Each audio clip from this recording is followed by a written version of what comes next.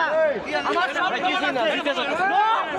যদি কেউ ওকালতি করে ছাত্রলীগের ব্যাপারে আওয়ামী লীগের ব্যাপারে আমরা ছাত্রদল কখনোই আওয়ামী লীগকে প্রশ্রয় দিব না। আওয়ামী লীগের ব্যাপারে কোনো সুপারিশ কেউ যদি করে আমরা তাকেও আওয়ামী লীগ হিসেবে গণ্য করবো। কোনো প্রমাণ দেখাতে পারবো আমি প্রমাণ ছাড়া কথা বলি। এখানে সাংবাদিক বিন্দু আছে তুমি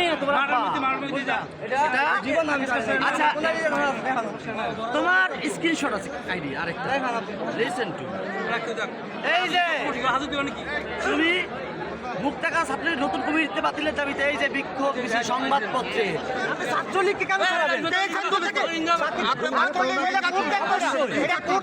অবশ্যই না না পারেন না